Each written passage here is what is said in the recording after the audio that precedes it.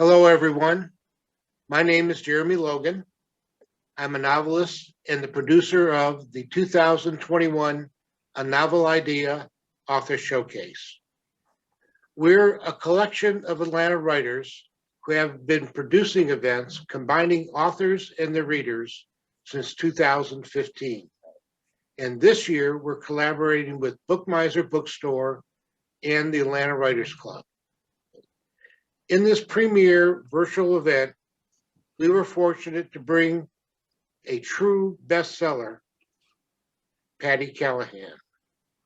Patti will be interviewed by author Rona Simmons, an Atlanta favorite. For autographed versions of Patti's and Rona's books, please visit BOOKMISER in East Cobb. And after tonight's interview, I'll tell you about our next event. So please turn on your video so Rona and Patti can see you. And now I'll leave the rest to Rona and Patti. Please welcome them by waving your hands and enjoy the show. Thanks, Jeremy. Thank you. That was awesome. Okay, I'm going to put mine on gallery. So there you are. Oh, it won't let me. Okay. That's, I think we're spotlighted, Patti. Yeah, I think we are. There we go.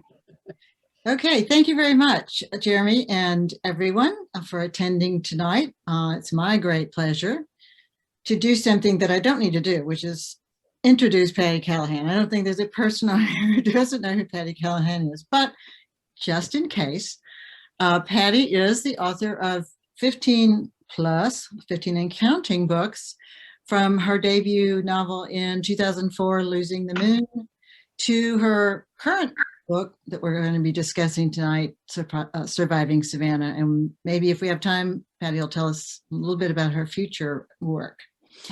I've known Patti actually from the first time I heard her at the Atlanta Writers Club a number of years ago, probably over 10 now. But it's been a while. No, it's been more than 10. Well, it might have been. No, I don't count Yeah, but yeah.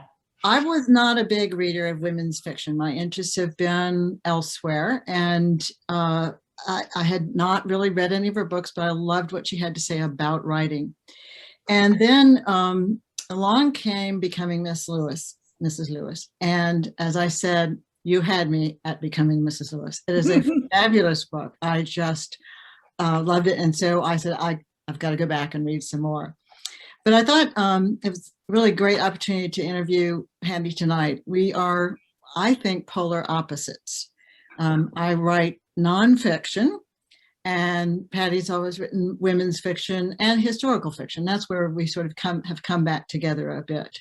I've done a lot with World War II history, and Patti with a number of Southern fiction works and women's fiction and nonfiction, and her work, which is very much based on history that we're going to be talking about tonight.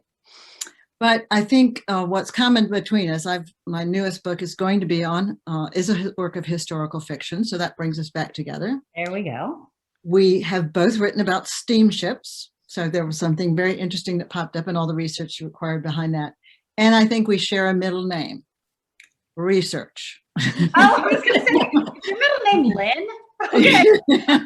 No, it's Research, because we're going to find out just how much work went into the writing of Surviving Savannah tonight. So before we get into some ways I want to discuss the book, which I just finished last week, I'm going to do the classic question. So Patti, tell us what Surviving Savannah is about. Surviving Savannah, plot-wise, on its face, is about a shipwreck, a ship tragedy, a ship explosion that happened on June 14th, 1838, off the coast of North Carolina.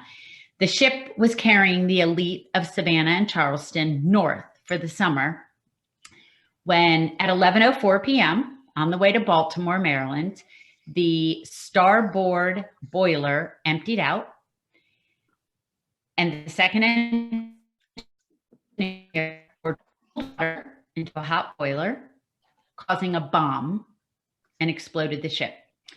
It took 45 minutes to sink, and we meet my characters as they are trying to survive. It also has a modern day element, and the modern day element is a woman in Savannah, because the book is very much imbued with the history of Savannah, who is curating a museum exhibit. Because when I was 3 weeks into writing this book, I discovered that a shipwreck hunting company had found the ship 100 feet deep, 30 miles off the coast of North Carolina in real life, not just in my book.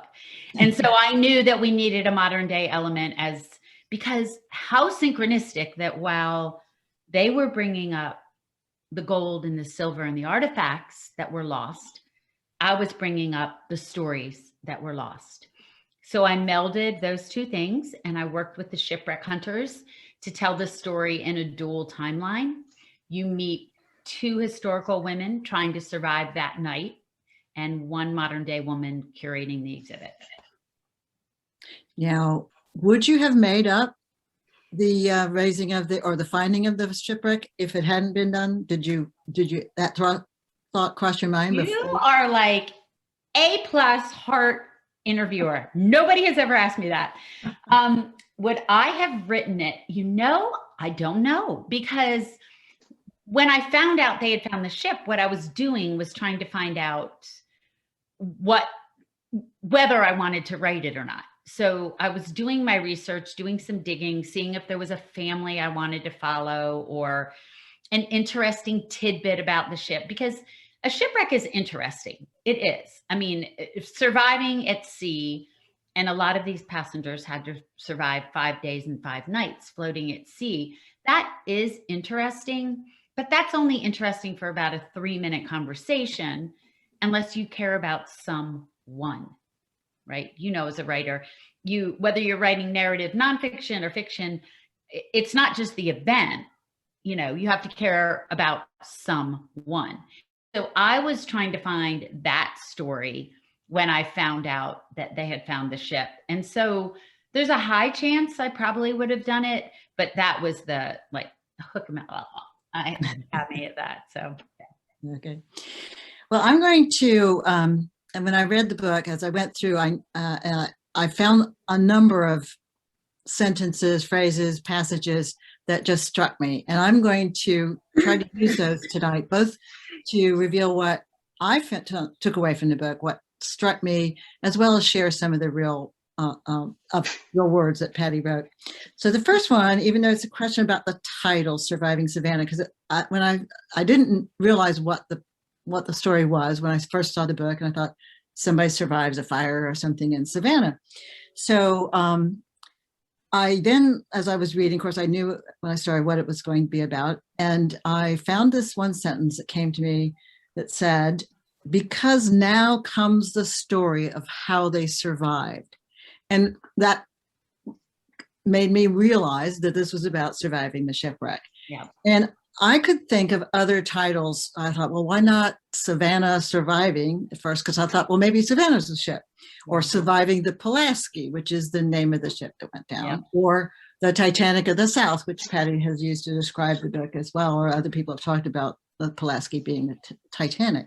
So how did the title come about, and why did you pick it? So I will lay it on the line right here and say I'm the worst titler in the history of titlers. I have such a hard time with titles. My first book, Losing the Moon, I had the title before I even wrote the book. And ever since then, it's like I have been cursed. Like I will have 200 titles listed. The original title for Mrs. Lewis was The Consolation of a Happy Ending, which is a Tolkien quote. Like I'm always trying to find this poetic, and I really wanted it to be Surviving the Pulaski, but that's just not, that sounds like a nonfiction book, right? That might not be interesting. So when I realized the theme of the book, which I'm sure we'll get into in a bit, which was surviving the surviving, I knew that it had to be in there. And the family that we follow and the family that is intimately tied to the ship, and we can talk about that in a bit, because that's why I chose them, is because they were so intimately tied to the ship. They weren't a random family that I chose, but they were deeply embedded in Savannah. And my main character is deeply embedded, generations deep, in modern day story from Savannah. So I liked the alliteration. I liked them right next to each other. And every time I tried to change it, my publishing house said no. My only problem with the title is that people always call it Saving Savannah. So I get a letter. I loved your new book, Saving Savannah. I'm like, yeah, I haven't written that one yet. But, yeah. You might get the chance. I know, right? And I didn't tell you I would ask you Saving this. Savannah. Yeah. That's not you on the cover, is it? No. Oh. No. I thought maybe, just maybe, that might be. I imagine it to be Augusta. Is who I imagine it to. Okay. Okay. And there, as you talked about the theme, I think I want to talk about surviving, because that is it's on every page. I think what you start, you just realize that survival is key. But it's more than about how they survive, but how their lives were changed for surviving and the choices they made.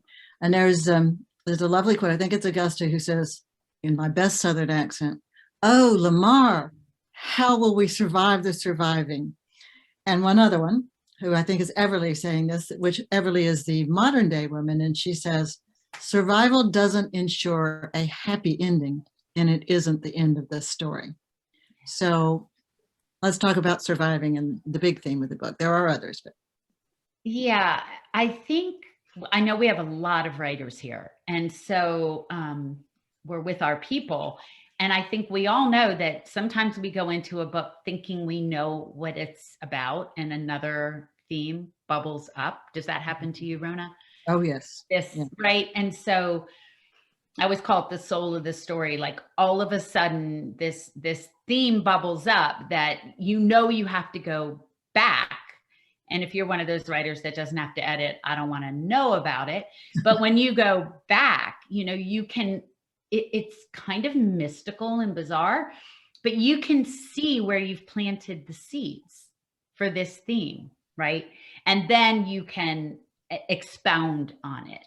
So what happened for that theme, how do we survive the surviving, which every character is struggling with in one way or another, from the shipwreck hunter Maddox, who you don't hear his point of view, to the 3 point of view characters, to the man who runs the museum, to the mother of my main character in modern day.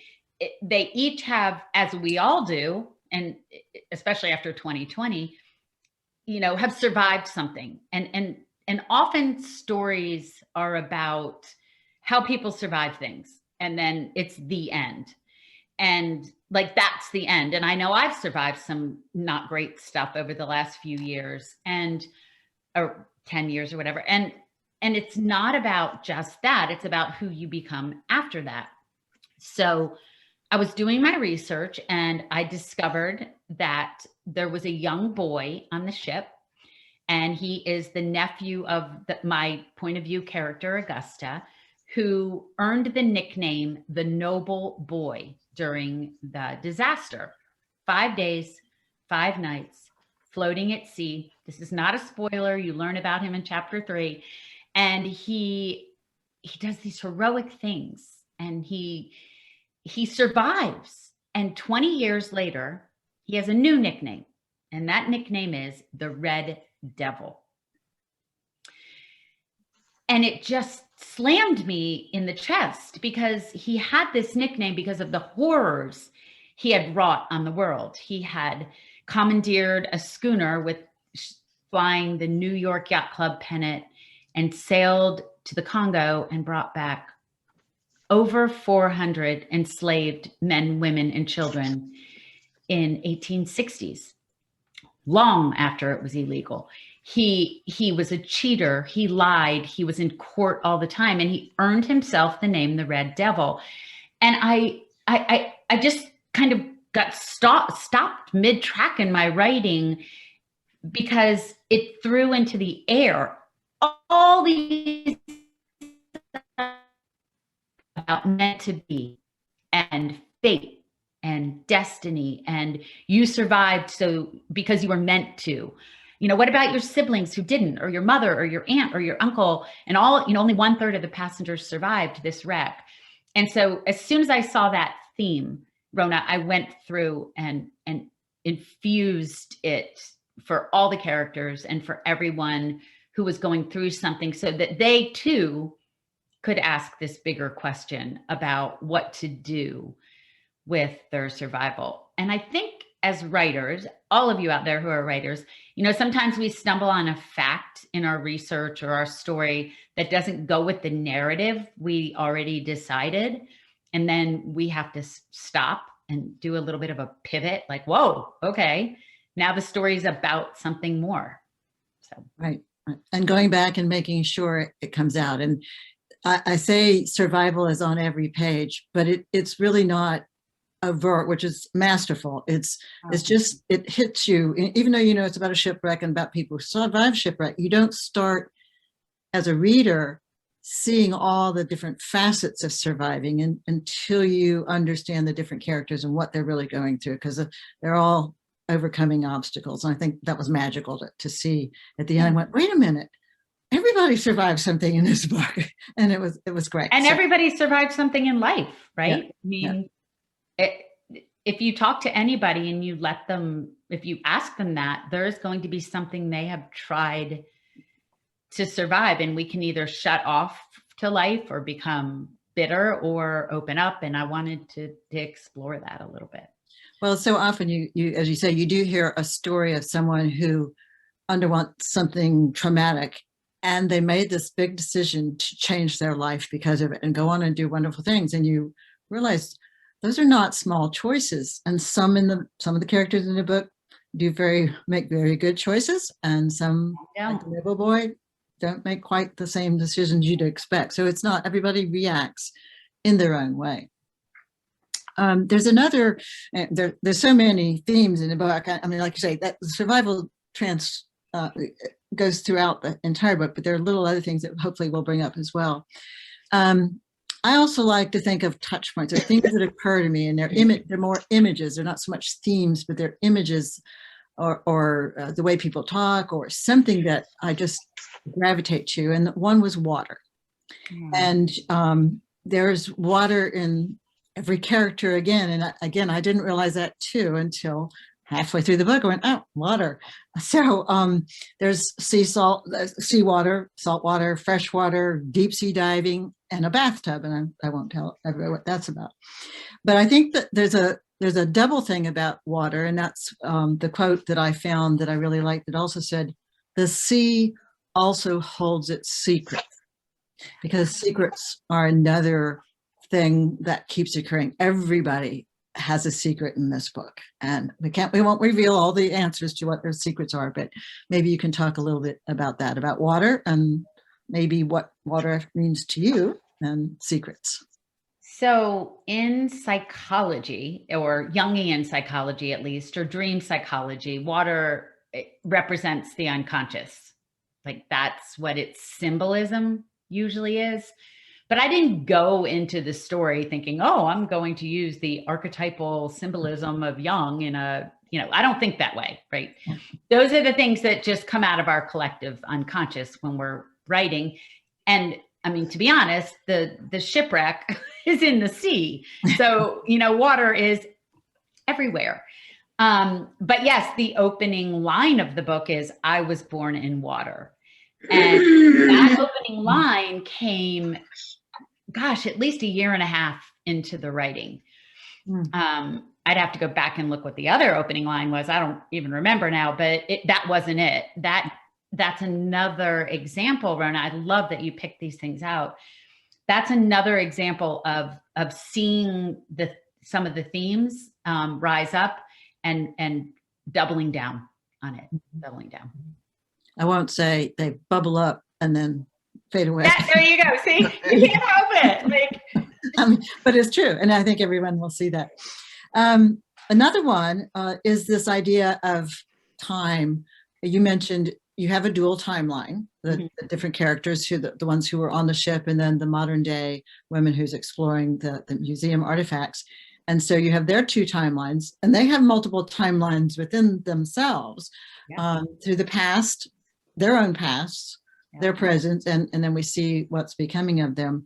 And there was the shifting in time back and forth. Sometimes people find that distracting, but it to me was part of that flow of the river, if you will, of the flow of the timelines. But there was another quote that I found that I really liked, and that was, "If one wants to move beyond the past, one must not delve into the past." Some out-of-date advice book once told me, this is the modern day character, but no one, even if they believe they have, moves past the past.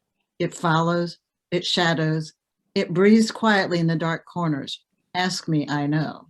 So let's talk about Patti Callahan and knowing about the past. Wow, it's weird. I think I just blushed. It's weird my face just got hot.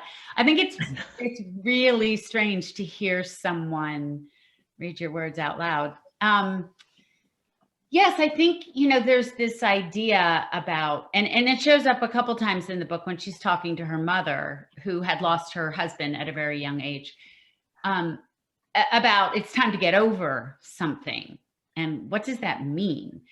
I remember a long time ago, not that long ago, when I was writing The Favorite Daughter, which is about Alzheimer's, a little bit about Alzheimer's. It's about a lot of things, but I was listening to the teachings of and the podcast of a woman named Pauline Boss, who has a word that she coined that's become quite famous, which is, ambiguous loss. And meaning that it's always there, right? It's ambiguous. You can't say, I'm over this and now I'm over that. And that has been, that terrible word closure. I think I even say in the book, like, what's closure? And so I wanted to explore this idea that the grief or the bad thing that happened, you don't get over it, and it never, but you do need to process it. I interviewed a trauma expert when I was writing this book, and about how trauma gets stuck in our bodies. I have a book back here. It's The Body Holds the Secrets or something. That's not exactly the right title, but how we hold trauma in our bodies if we don't process them. So the past hides in all these places in our psyche, in our body, in our lives, unless we, try to at least process them or deal with them, but you can't get over them. So I wanted to explore that a little bit. Well, and I think the characters, they carry their past with them. And, as you say, you can't take yourself out of your past. But again, that's what those choices that they make and how they're going to deal with it, and how they then realize that they can move on, and the ways in which they move on. So now let's talk about the shipwreck a little. Like a good storyteller, you don't just point out there was a shipwreck, the Pulaski went down at 11:04, and tell the mechanics of what happened, although you do paint enough a picture so that you can see the ship breaking apart. But the more important point, and you mentioned it at the beginning, is that you humanize this so that people can put themselves on the ship. And much like the World War II museums today that I go to, they give you a dog tag at the front. So that you're a certain person. Yes, that's why when I read your evidence. So interesting. Yes. And so you get a dog tag, and you then you can go to various stations and you find out what happened to that person by entering, showing your dog tag at this stage. So you follow a person through the entire museum, which is expands their life. And in a way, of course, your character, who is forming the museum exhibit with the artifacts, that's what she does. And I thought I said, well, okay, she's been in the same museum I've been to. No, now I want to go. Yes. But humanizing it's an art. And I think by taking someone's story, and one of the things, I'm going to say two quotes here. one about the shipwreck itself, and then one about how Patti translates that to a visual that I think we can all identify one. The first is, this was clear. In the middle of the night, in the middle of the ocean, in the middle of her life, the ship was being torn apart. And my heart went down with it. Yeah. But then to this little vignette came out where you said, another gentleman, and this is about a man who's walking the ship as its deck, as it's going down. Another gentleman, his suit flecked with ash, strode past them as slowly and regally as if he were headed to the Grand Theater. He paused, removed his pocket watch, and glanced at it before looking directly at Lily and Priscilla. It's not yet midnight.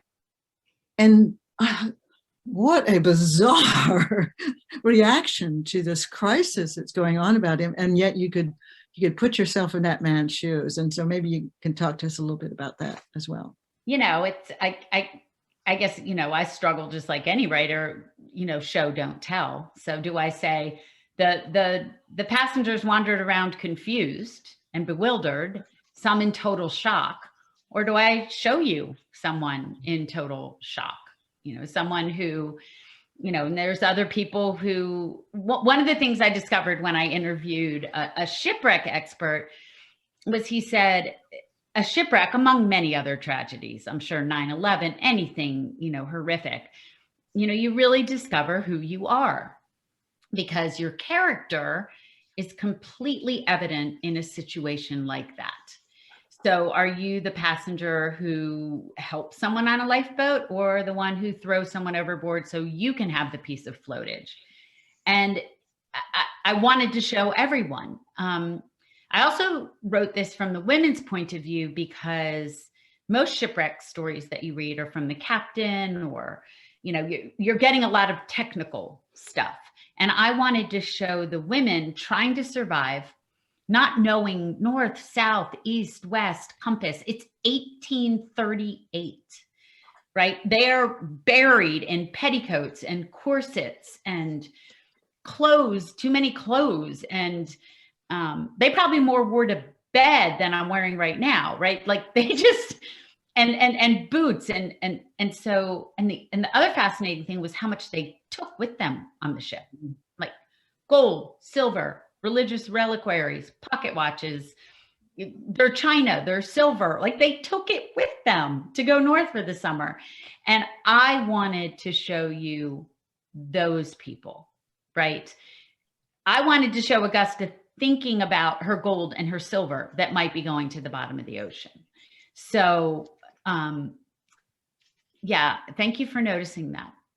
I wanted to make it personal. I didn't want to hover over them in kind of an omniscient, now smoke is pouring, now, you know, I wanted to get down and dirty with them.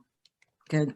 And you bring up the point that by telling this from the women's point of view, there's also a little male, female sort of understanding the different reactions, of course, the shipwreck, even reactions to present life, how men versus women take it. And there was a great quote in there when, I forget who said it, but because everyone, the women, you know, as you say, they were in their petticoats, they're worried about their valuables. Someone else must They're worried about their children. Yeah. Yeah. Someone else must be taking care of, you know, the ship and rescuing us. And one of the characters says, the men know what to do. Did they? Knew what to do. Says, I don't think so. Yeah. I think this ship is going down whether those men know what they're doing or not. Exactly. Because when I read the accountings, there were people like that who were like, okay, just calm down. He's going to right the ship. And the thing is, like, just like the Titanic, y'all, it was, pretend this is the ship, the starboard boiler blows, so there's a hole, and it went like this for 45 minutes, you know, until it broke apart and sank. And to think even mildly that somebody was going to save the ship was insanity. So there's besides the male female issues that are nicely brought out, you touch on a very, I guess, difficult subject right now. And when you first did, because there are slaves that are going with these people, with the people of society who are going north for the terrible summers that they might have to endure, and they take slaves with them because this is 1838. And that was occurring in the story, and I thought, now Patti, I know, is going to address this in some fashion, so maybe you can talk just a little bit about that as well, how you dealt that topic. Absolutely. This is like a whole talk, so let me try and squish it down a little bit.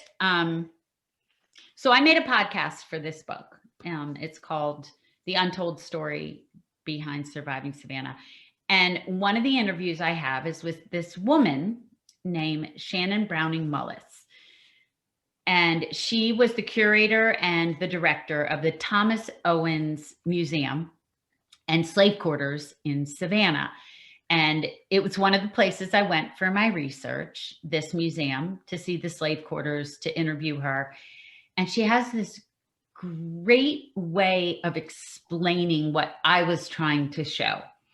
And she uses this phrase called emancipating the past, which is breaking it free from the mythology and the ideas of this kind of antebellum, soft, what she calls the myth of the good master, meaning, oh, but he was a really good master. Well, if he owned humans, he probably wasn't a good, and just emancipating the past, and also making sure that when we tell a story, we are telling it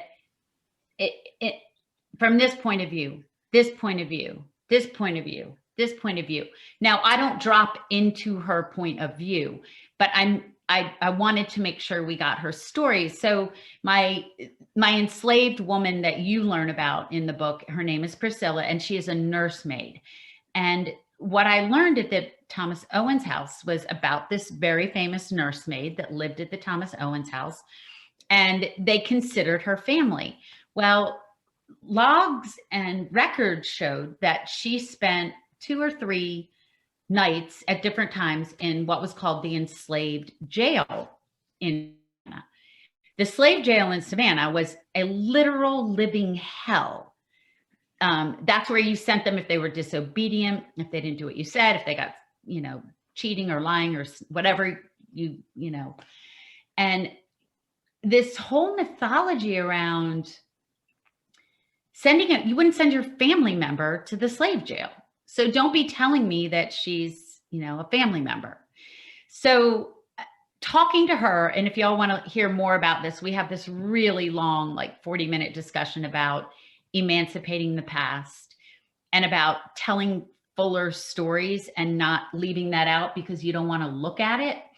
And the history of Savannah was really important to me. When you read this book, you'll really see a deeper history of Savannah in the book. And I wanted to hold 1838 Savannah up to 2019 Savannah and let them mirror each other, not in a cruel way, but mirror each other and have that conversation, not solve anything. I also had sensitivity reads and a diversity read and all, tried to, because I only know what I know, right? I grew up, I know you think I'm Southern, but I grew up in Philadelphia.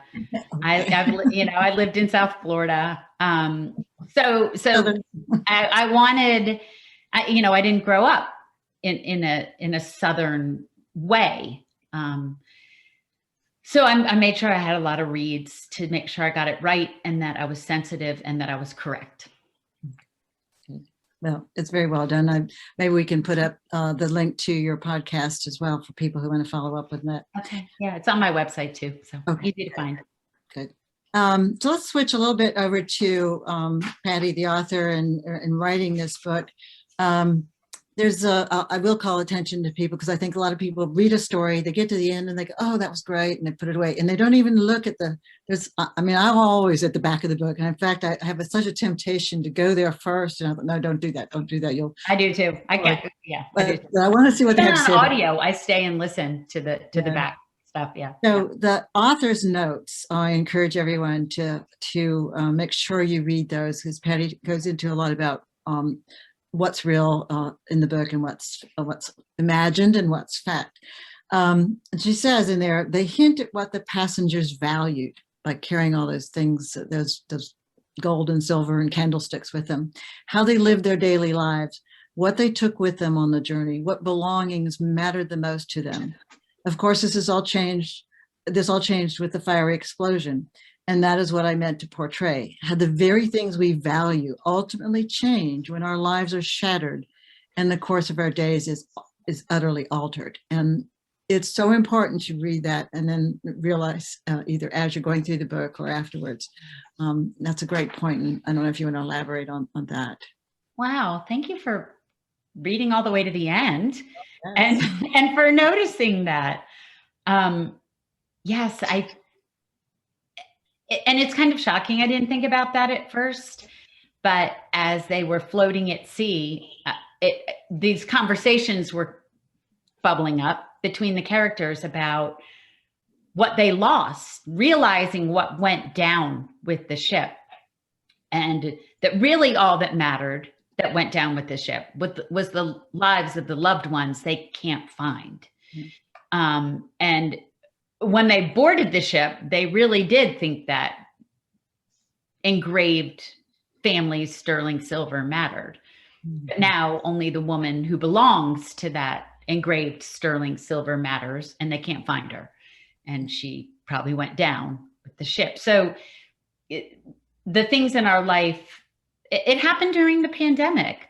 What matters shifted, right? We all just kind of went, whoa, wait, what mattered shifted. And I think that happens in tragedy, small and large. And I wanted to show that. Okay. And now I'll come back to our middle name, research. And because there's so much that had to be done. My favorite. to write this, to understand what went on, to not only to model the ship, but research the passenger list.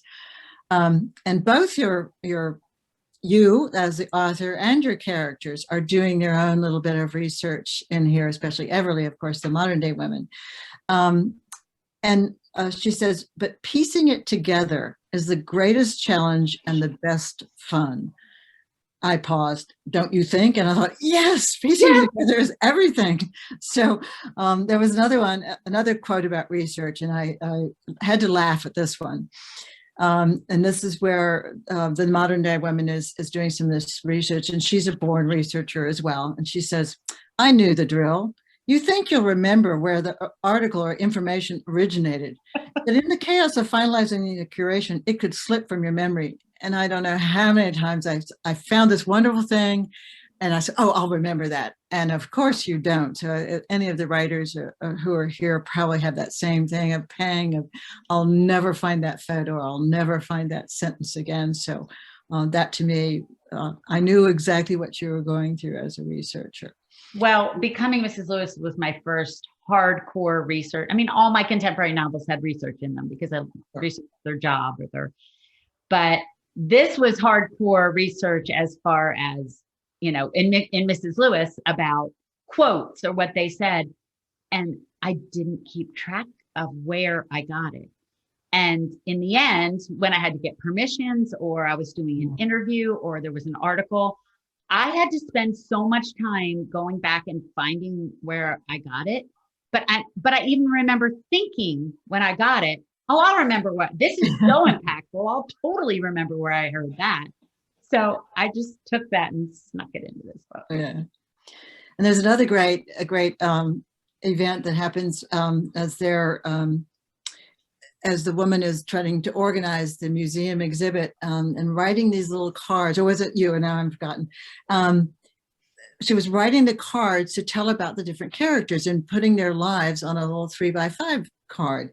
And she asked, doesn't writing these cards make you think of how someone might sum up your life? Mm-hmm. If 200 years from now, someone made a story card of it, what would it say? And you realize if someone boils your life down to a 3x5 card, what is it going to say? And your characters worry about it. And it made me think, gosh, It's kind of like writing your epitaph, but I know. that was a very telling point. And one I'm still thinking about what's on my 3x5 cards. Well, and I think I love these things you pull out. These are things pull out. I think as writers, all of you out there, and you too, Rona, you know, sometimes if a thought comes across, you know, does a little scramble across our head, we put it in the mouth of our character. And while they were working on that, I was thinking, oh, and then Maddox answers her by saying, you know, what a student might write, what a child might write, what my ex-wife would write, they'd all be different. Right. Because the first thought that ran across my head was, well, what would my 3x5 card say? Well, it depends who wrote it. Mm-hmm. That's true. That's true. And the last point, we're going to open it up to questions here in a moment. But there was also, I think, a very revealing part of the book. And that was, we talked about choices before, but about what you're going to do with your life, how you're going to be different after you've experienced this trauma. But as you'll find that when you read the book, it's about choosing to live. Yeah. Choosing to survive and making sure you're going to. And I'm going to read you a quote from the book, and then I'm going to ask Patti to read something. Oh, I got to pull it up. Okay, you go ahead and read it. I'm going to read the preamble. This is what I took away about choosing to live. Okay. And they said, the character says, yet you have reasons to live. Oliver slid open the curtains and sunlight changed him into a silhouette, his voice strong and sure. And here's this beautiful thing that he reads. This is about someone he loves. Because there are birds that sail on the wind with two-tone wings, there are dolphins with liquid eyes and permanent smiles. There are mushrooms the size of dinner plates that grow from bark. There are crickets and fireflies in sunlight on waxy leaves. There are wildflowers stubborn enough to grow between cracks in stone. His eyes shone so brightly they might have been ablaze. And there is wind in the palm leaves singing a song. And I said, man, would someone read that to me? That's awesome. Wonderful. I love hearing you read my words. It's like, wow. But that's the character speaking about choosing to live. And yet it's Patti and everyone in the book. Yeah. But she brought up, there's actually two poems in this book that are only alluded to. And I went right to my research to find That's those my girl. That's my girl. There you go. There's one called from a poet I did not know, William Stafford, who the title of it is "You Reading This, Be Ready." So I've asked Patti if she would read that poem to us because it's beautiful. Okay, so can I give just a tiny history about? Sure, absolutely, absolutely. So gosh, what is time anymore? Yeah. It's a flat pancake. I have no idea. I think it was about 3 years ago. It's been 4, because it was when my son graduated from high school, my youngest son, and I was about to be empty nest, and I just really wanted to do something that was all mine, right? For the first time in 26 years. So I went by myself to, I was with a group, but I went on a hiking tour of Ireland. And one night we were at this farmer's house, and it was all strange. Of course, by the end of the trip, they weren't strangers. But in Ireland, they do this thing. It is so incredible. At the end of the night, everybody goes around the room if they want to, and if they have a talent, they do it. They play the fiddle, they recite a poem, they sing a song, they tell a joke, whatever it might be. And one of the men there recited this poem. And I was so touched by it in that moment and by the words that I made him send it to me. And then I memorized it and I recited it at my daughter's wedding. Oh. Now I don't have it memorized anymore. So let me read it. This is by William Stafford.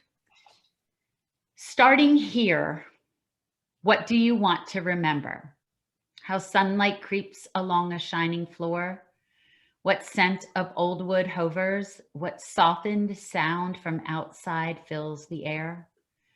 Will you ever bring a better gift for the world than the breathing respect that you carry wherever you go right now? Are you waiting for time to show you some better thoughts? When you turn around, starting here, lift this new glimpse that you carry into evening all that you want from this day. This interval you spent reading or hearing this, keep it for life. And the best part, here it comes. What can anyone give you greater than now? Starting here, right in this room, when you turn around. Isn't it so beautiful? Thank you.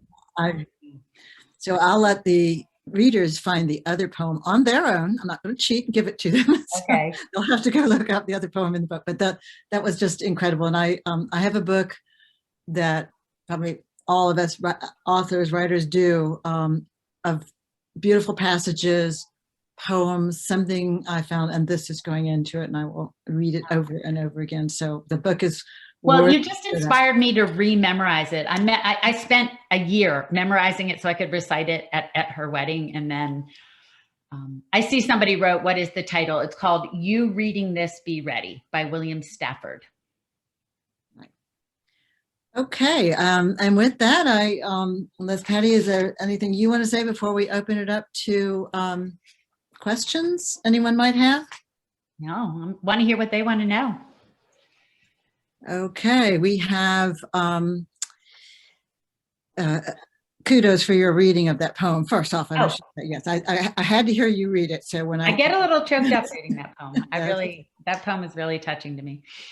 There's a question about writing historical fiction, and Roseanne, I think, asked, is it considered historical fiction if the story is set in the present, but the characters and events model those of a specific time in history? I think you're going to have to be more specific. If the story is set in the present, but the characters and events model those, what do you mean by model those, Roseanne? Because if it's set in modern day, it's not historical. I was shocked. I don't think you can hear me. Can you hear me? Oh, there you are, Roseanne. Oh, Tell me what you mean. Okay, let me give you an example then. For example, if I wanted to write, I'm getting more into Christian writing. If I wanted to get, for example, write the story of Ruth,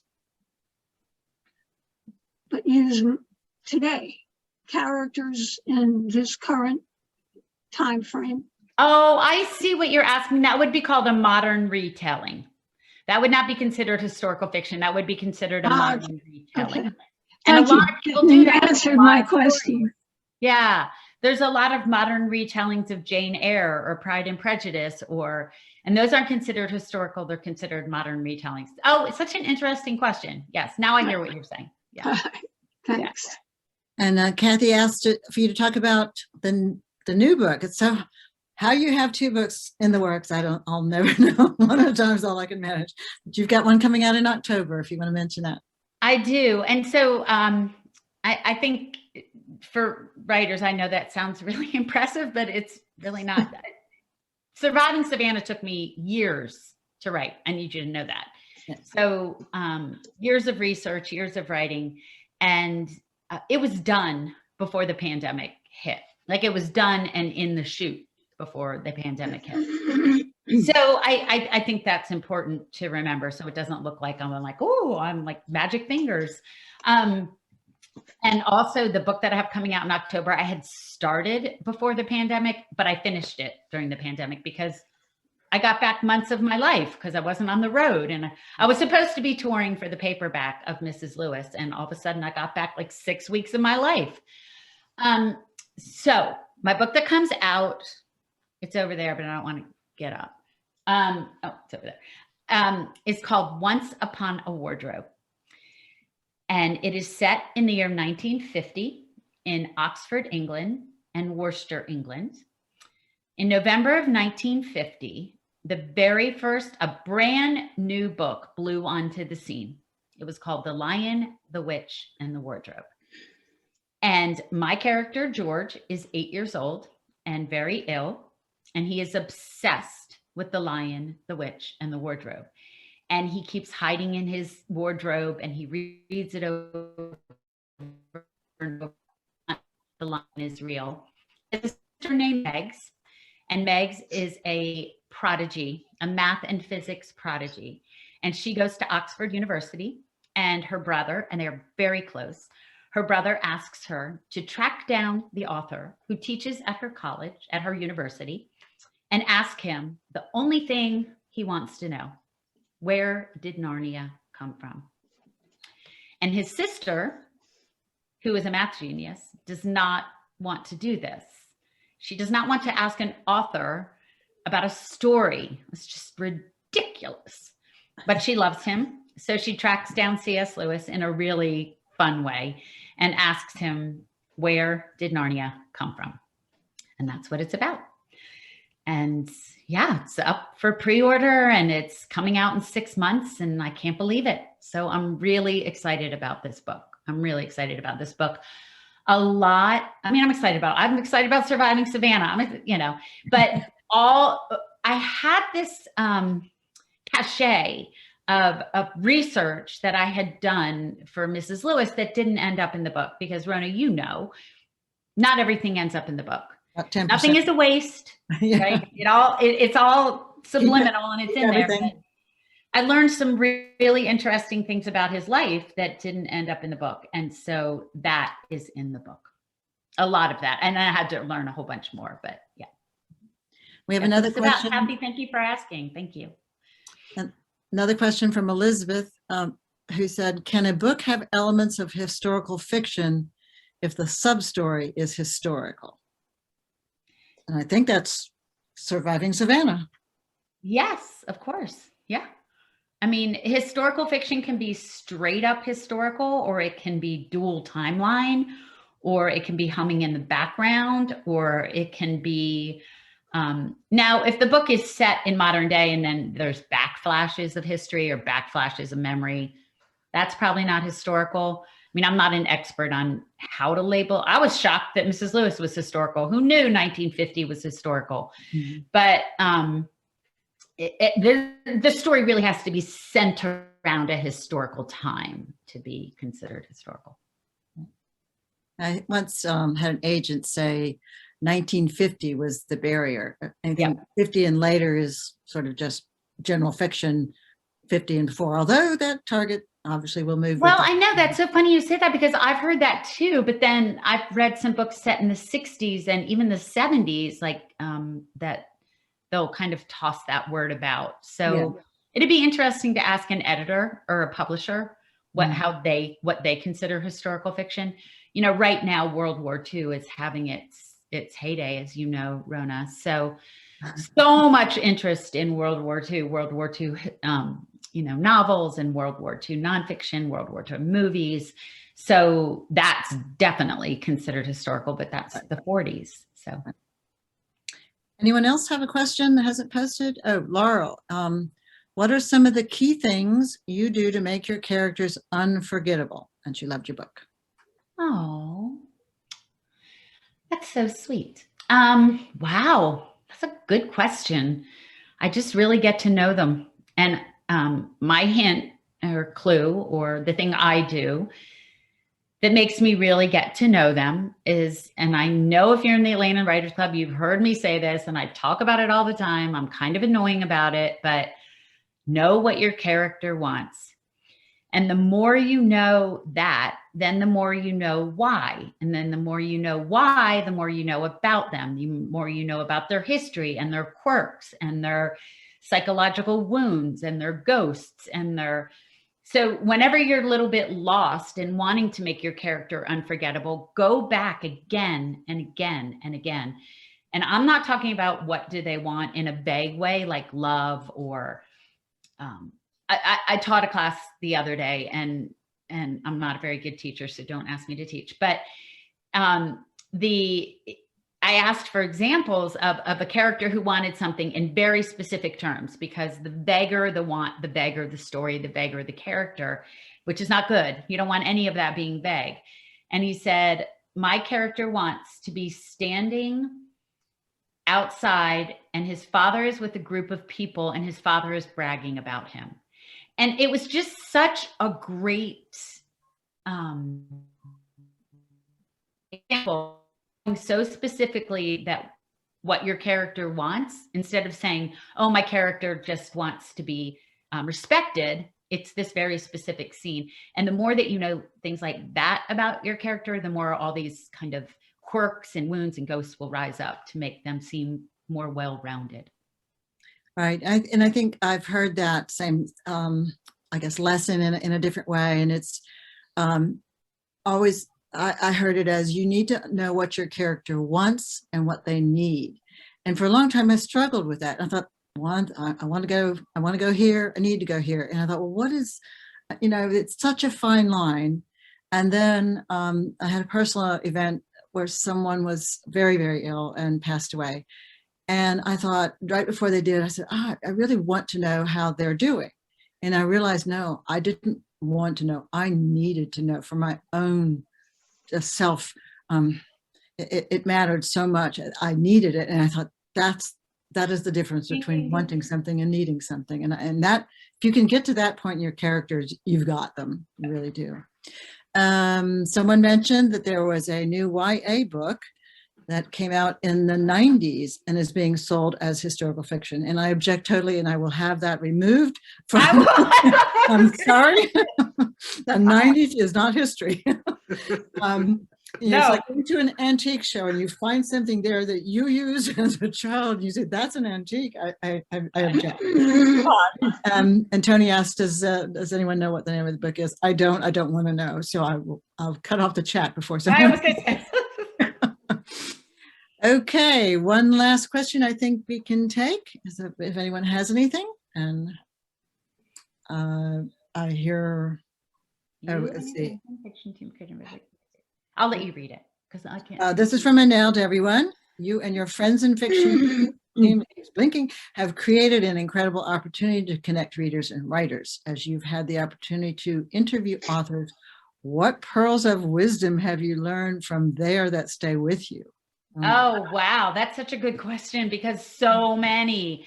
So if you don't know about it, y'all, me and Mary Kay Andrews, Mary Alice Monroe, Christy Woodson Harvey, and Kristen Harmel started a Wednesday night Facebook show right when the pandemic started. We just celebrated our 1-year anniversary with Jodi Picoult. And every Wednesday night at 7 p.m., we interview an author. Sometimes it's what we call a Just Us week, and we'll have a theme and we'll bring on debuts, or if one of our books is like this week, Christy Woodson Harvey's book came out. So we just had a big launch party, and we brought on guests like Ellen Hilderbrand and Wade Rouse and who's Viola Shipman, and just had a blast. So we do all these things, but one of the things we do every single week is we ask our author guest for a writing tip.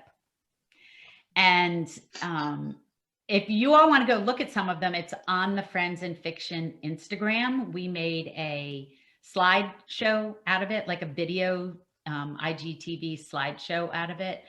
And we've made a couple videos that are on the Facebook page. But every week, whether it's Kristen Hanna, Delia Owens, Britt Bennett, Etaf Rum, William Kent Kruger, Jodi Picoult, we ask for a writing tip. And they always give such good writing tips. So, and they always have such pearls of wisdom.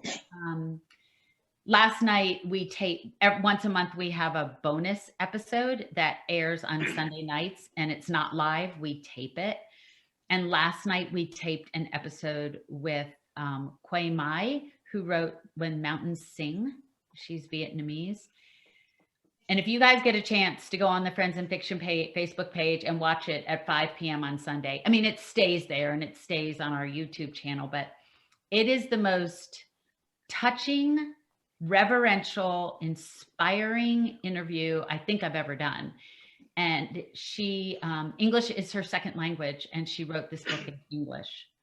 So there's a lot of, and now thank you for asking. I have, they're always thanking us, like, thank you for having me on the show. Because we, there's usually 700 to 800 live views and thousands during the week. and we don't tell them the big secret is that we should be thanking them. We have just learned so much from doing these interviews. So. Okay, well, I think we are at the end of our conversation, and Jeremy, I think we're turning this back over to you for Sure. comments. Thank you so much, Patty. It's been a Wait, can I say pleasure. one As always. Wait, I want to say something. I want to say thank you so much. Rona, you are the most well-prepared, amazing interviewer. Jeremy, you have been such a great organizer. And y'all, if you haven't bought any of our books yet, please buy them from Annelle at BookMiser. Please keep our indies rocking and rolling. Somebody could probably put her link in the chat and just do that one click instead of the other one click and get it from Annelle. Thank you, Atlanta Writers Club. And thank you, all of you who spent your Thursday night on a Zoom with us. Thank you. Thank you. I'm humbled. Very much. Good night, everyone. And Good night. I guess, Jeremy, you're going to speak to the group. Yes, I want to say that that was delicious. Oh, Enjoyed it so much. And I expect everyone here that was on the telecast enjoyed Patti and Rona as much as I did. Our next event will be on June 24th. We will feature two blockbuster authors, Jan Slimming and her debut book, Codebreaker Girls, A Secret Life at Bletchley Park. The story is about her mother, who worked as a codebreaker during World War II and kept it as a secret until Jan was an adult. She will be interviewed by author William Rawlings, the headliner in his own right. The second half hour, William Rawlings will be interviewed by author Linda Sands. William is hugely popular for writing in many genres. His latest are Lighthouses of the Georgia Coast, 6 Inches Deeper, and The Girl with Kaleidoscope Eyes. His interviewer is the dynamic author of several crime novels, including her famous Cargo series. And many thanks to Patti and Rona and the rest of the novel idea workers behind the scenes and at the controls. Hope to see you in June and keep abreast of our schedule and future author appearances by visiting the Facebook page for a novel idea. Good night, everyone. Good night. Thank you. Thank you. Bye-bye. And now we'll put your information on the Facebook page. Great, thank you. I really enjoyed that. I mean, there's no making up stories. Their personality and their what we call excitement, their inspiration is obvious just by listening to them. Always great. Okay, well, I'm going to sign off. Thank you, everyone, and we'll see you in June. Okay, I'm ending this meeting for everyone. Very good. Bye.